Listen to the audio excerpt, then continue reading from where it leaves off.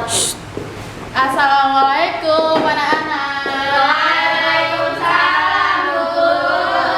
Gimana kabarnya hari ini? Alhamdulillah, luar biasa.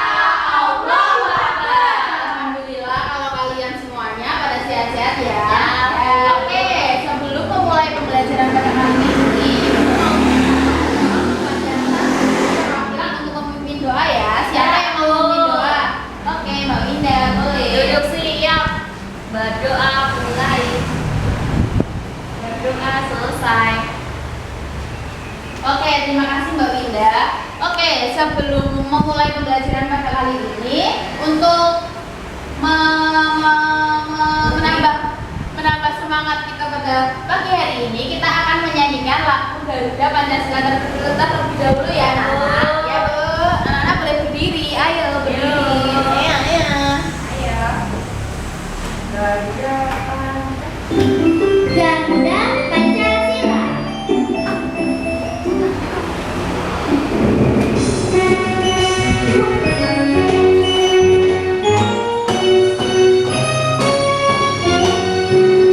Garuda Pancasila, akulah pendukungmu. Patriot proklamasi, sedia berkorban untukmu. Pancasila dasar negara, rakyat adil makmur sentosa, pribadi bangsaku. Ayo maju, maju, ayo maju, maju, ayo maju, maju.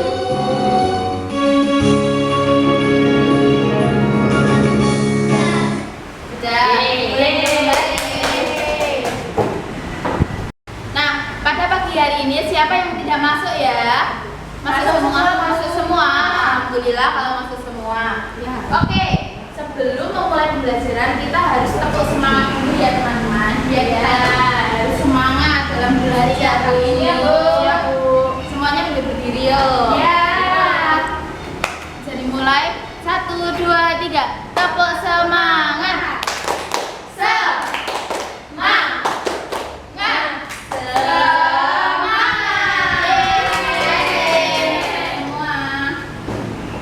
Oke, sebelum itu Ibu mau bertanya, apakah kalian itu mengetahui sih apa itu yang namanya peta? Tahu. Gambaran dari suatu lokasi. Iya, betul. Terus kalau dalam suatu peta itu ada apa aja biasanya? Ada legenda. Skala. Terus Warna. garis lintang, garis bocor. Ya. Kalau kalian belajar mengenai misal ada peta nih, menurut kalian itu kalau ada petanya itu mempermudah apa mempersulit? Mempermudah. Oke, baik. Oke, selanjutnya Ibu akan menjelaskan tujuan dari kegiatan pembelajaran pada pagi hari ini. Yang pertama, melalui materi dalam PPT, peserta didik mampu membaca dan mengambil informasi dari peta. Kemudian, yang kedua, melalui penjelasan dari guru, peserta didik mampu mengidentifikasi letak dan kondisi geografis di Indonesia. Oke, untuk selanjutnya kita akan memasuki ke materi. Ibu memiliki video pembelajaran. Ini videonya bisa disimak dengan baik-baik ya. Hari ini kita akan membahas tentang komponen-komponen peta dari tema 5 Pupil IPS kelas 5 SD. Selamat belajar. Peta terdiri dari beberapa unsur atau komponen yang menyatu sehingga jadilah peta. Beberapa komponen yang ada dalam peta akan kita bahas hari ini. Unsur peta yang pertama adalah judul peta yang merupakan isi dari peta tersebut. Kemudian ada skala peta dan juga ada beberapa simbol dalam peta. Kumpulan-kumpulan simbol adalah legenda. Selanjutnya ada arah mata angin. Minimal arah mata anginnya adalah utara. Kemudian ada juga garis astronomis. Berikutnya adalah aturan penulisan atau lettering. Kemudian mencantumkan tahun dan sumber peta. Selanjutnya ada warna-warna pada peta yang menunjukkan penampakan alam. Berikutnya ada garis tepi dan juga ada inset. Itulah komponen-komponen yang ada dalam peta. Jadi ketika kalian menggambar peta, maka harus ada komponen tersebut. Mari kita bahas lebih detailnya, yaitu dari judul peta. Judul peta ditulis pada bagian atas peta yang menunjukkan isi peta tersebut. Judul peta ditulis dengan huruf kapital dan juga tegak. Yang kedua adalah skala peta, merupakan perbandingan jarak pada peta dengan jarak sesungguhnya. Dengan skala peta, pengguna peta akan dapat menentukan jarak antar tempat yang ada pada peta, jadi dapat memperkirakan jarak sebenarnya. Simbol-simbol pada peta merupakan gambar atau warna tertentu pada peta untuk mewakili objek dalam peta. Berikut beberapa contoh simbol untuk penampakan alam dan juga penampakan budaya. Simbolnya harus benar-benar mewakili. Legenda. Legenda ini adalah kumpulan beberapa simbol yang digunakan atau batas administrasi. Coklat untuk daerah. Jadi warna-warna tersebut benar-benar mewakili permukaan dari lokasi tersebut, tidak asal memberikan warna. Oke, mungkin itu tadi ya penjelasan mengenai peta yang ada simbol-simbolnya, unsur-unsurnya, dan komponen-komponennya. Selanjutnya, Ibu memiliki contoh. Ini ada peta apa ya? Indonesia. Oke, ini adalah contoh dari peta Indonesia yang kan ini tidak ada keterangannya ya, jadi kurang mudah untuk dipahami. Kemudian ini Ibu sudah mencetakkan. Nah, di sini ada peta Indonesia yang terdiri dari berbagai simbol-simbol maupun komponen-komponen yang harus ada dalam peta. Bisa dilihat ya? Ya, Bisa, Bu. Oke, untuk selanjutnya Ibu pilih bahan ajar. Ini ada yang mau membacakan? Ya, bisa Mbak Sifani. Pembahasan Indonesia berbentuk negara kepulauan di mana terdapat 17.508 buah pulau yang tersebar dari Sabah sampai Merauke. Dengan jumlah pulau yang demikian banyak, Indonesia menjadi negara kepulauan terbesar di dunia. Luas wilayah Indonesia yaitu 5.193.250 km persegi yang terdiri atas wilayah daratan dan lautan, di mana wilayah lautan lebih luas daripada wilayah daratan. Peta adalah gambaran konvensional permukaan bumi baik sebagian atau seluruhnya pada bidang datar yang diperkecil dengan skala yang dilihat dari atas dengan tulisan tertentu sebagai tanda. Oke, terima kasih Mbak Sifani. Kemudian ada macam-macam peta. Ada yang mau membacakan? Ayo, Bu. Mbak Rizka terkendali. Yang pertama ada peta topografi, peta yang menggambarkan permukaan bumi lengkap dengan reliefnya. Yang kedua ada peta chorografi, peta yang menggambarkan seluruh atau sebagian permukaan bumi yang bersifat umum. Terus ada peta dunia, peta umum berskala sangat kecil dengan cakupan wilayah yang sangat luas. Terus ada peta tematik, peta yang menggambarkan informasi dengan tema tertentu atau khusus. Oke, terima kasih Mbak Rizka. Selanjutnya ada fungsi peta. Ada yang mau membacakan? Saya, Bu. Ya, Mbak Dini boleh. Yang pertama menunjukkan lokasi suatu tempat atau penampakan alam di permukaan bumi. Yang kedua memberikan gambaran mengenal luas dan bentuk penampakan alam. Yang ketiga menunjukkan ketinggian tempat. Yang selanjutnya menentukan arah dan jarak, menyajikan persebaran gejala sosial, menyajikan perencanaan wilayah, dan yang terakhir digunakan untuk penelitian. Baik, terima kasih Mbak Dini. Mungkin Ya. untuk materi pada kali ini sudah selesai. Selanjutnya Ibu akan membagi kalian menjadi 2 kelompok. Yang pertama ini kelompok 1, terus ini kelompok 2 ya. Oke, Bu. Ini soalnya. Ya, Bu. Nah, bisa dilihat dulu penjelasannya. Untuk petunjuk pengerjaan, tulislah identitas diri terlebih dahulu, kemudian diskusikanlah beberapa permasalahan yang telah diberikan oleh guru, kemudian tulislah hasil diskusi di kolom yang setelah disediakan. Yuk, bisa mulai dikerjakan. Siap, Bu. Ya, Bu.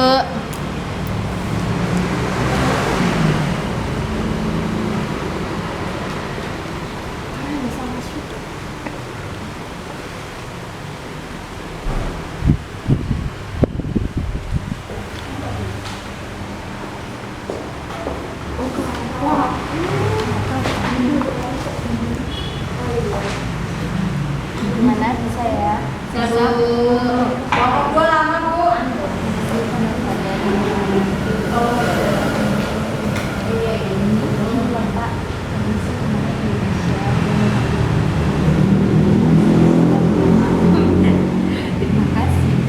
Indonesia geografisnya gimana? Di antara Apa? Asia dan Australia. Terus? Di antara Samudra Indonesia.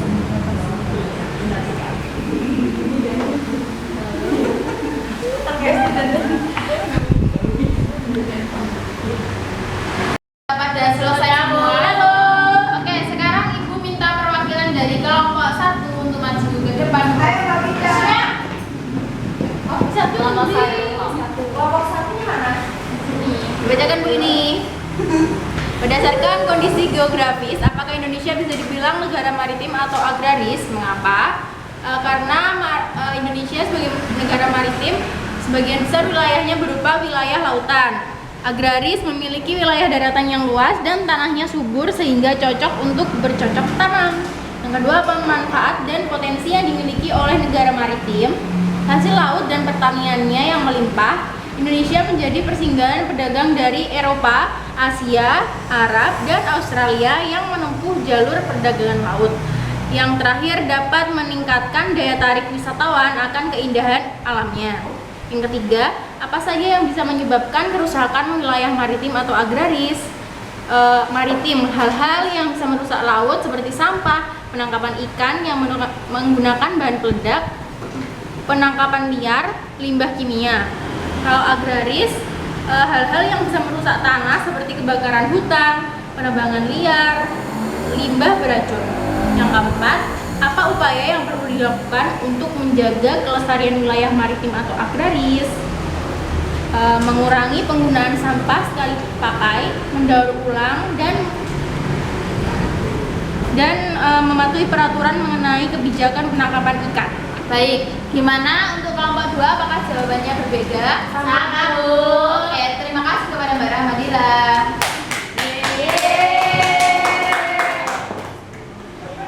Mungkin itu dulu pembelajaran pada kali ini. Jadi dari kalian, apakah ada yang menyimpulkan apa yang telah kita pelajari pada hari ini tadi? Peta. Ya, Pada hari ini kita belajar tentang peta, Bu. Ya, Terus ya. ada peta itu ada komponennya judul, Ya, terus ada garis lintang, garis ya. judul, terus ada simbol-simbol peta, terus ada fungsi peta itu menunjukkan lokasi, memberikan gambaran, terus menunjukkan ketinggian, terus arah dan jarak, menyajikan persebaran gejala sosial, perencanaan wilayah, dan untuk kegiatan penelitian. Ya, baik. Terima kasih Mbak Winda. Tepuk tangan buat Mbak Winda. Oke, sebelum mengakhiri pembelajaran pada kali ini, Ibu akan memberikan kepada kalian LKP individu yang bisa dikerjakan di rumah. Baik, Dan Bu. bisa dikumpulkan pada pertemuan selanjutnya. Ya, Bu. Ya, Bu.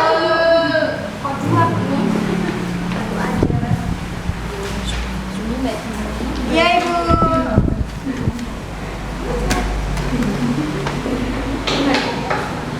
Oke, sudah dapat semuanya ya? Ya, Bu. Kemudian Ibu ada satu lagi soal evaluasi yang juga bisa bisa dikerjakan di rumah untuk PR kalian. Jadi 2 ya, Bu. Iya, ada 2 tugasnya. Banyak banget sih. Oh iya, buat belajar. Biar pintar ya, Bu. Biar pinter ya, Bu. Untuk Ibu tutup, marilah kita menyanyikan lagu Ampar-ampar pisang terlebih dahulu untuk supaya kita tetap semangat kalau mau pulang. Boleh.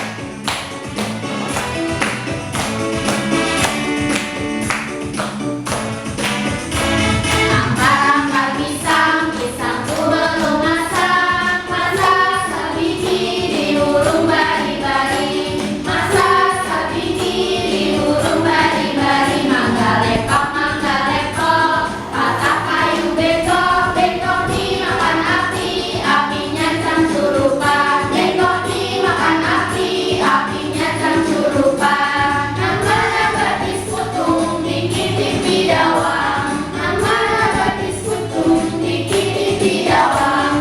Ampar-ampar pisang, pisangku gede.